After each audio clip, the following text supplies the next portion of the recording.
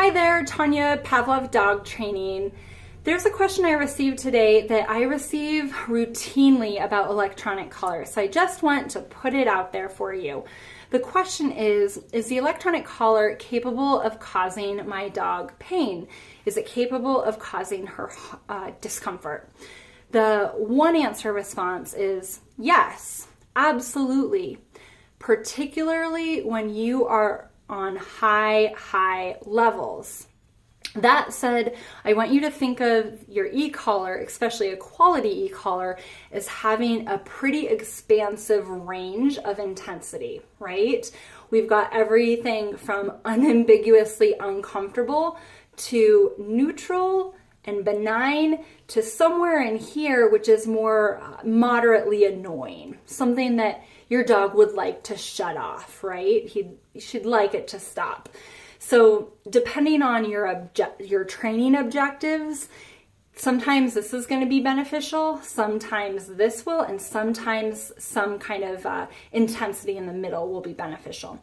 I'll give you a few examples of each one just so you can really visualize the difference. Now, the high levels. Think your dog is doing some kind of behavior that it's harmful to herself, harmful to a person or another dog, a very time-sensitive issue.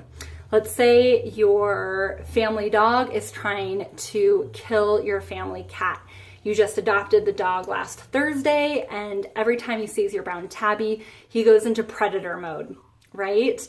You're worried that your dog is going to maim the cat, potentially kill the cat. You're also worried that you might have to rehome your dog.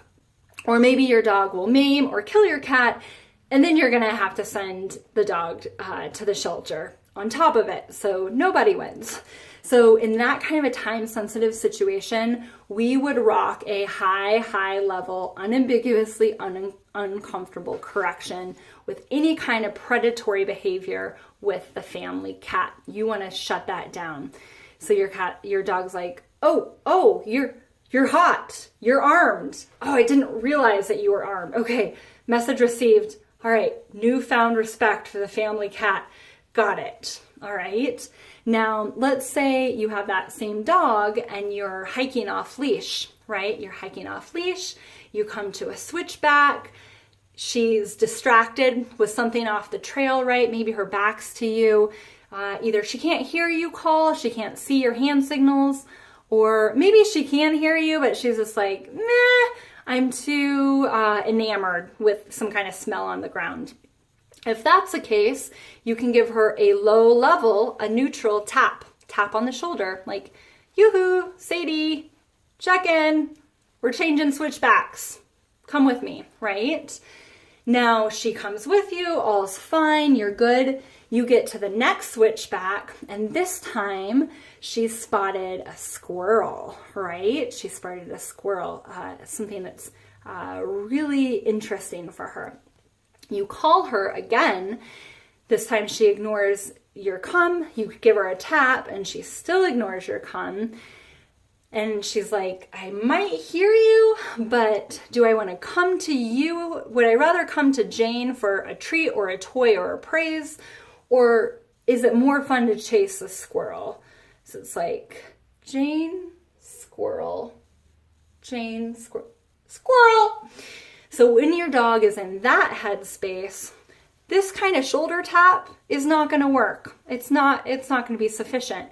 You're going to have to increase the intensity, increase the volume to the point where it's somewhat annoying, right? It's uncomfortable. It's the discomfort level has to be greater than the pleasure of chasing the squirrel, right? If the pleasure of chasing the squirrel is greater and more fun and reinforcing, then the sensation is annoying or uncomfortable, your dog's still going to chase the squirrel.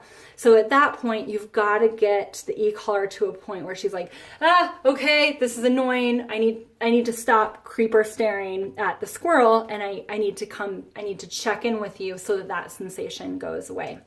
So time and a place for this level, and all these levels in between. So hopefully that sheds a little bit of light on the subject. Keep in mind that this high level, I'm probably doing about 2 to 3% of the time, right? The vast majority, you're in these ranges, these lower ranges. So yeah, if you have any questions, reach out. I'm happy to answer them.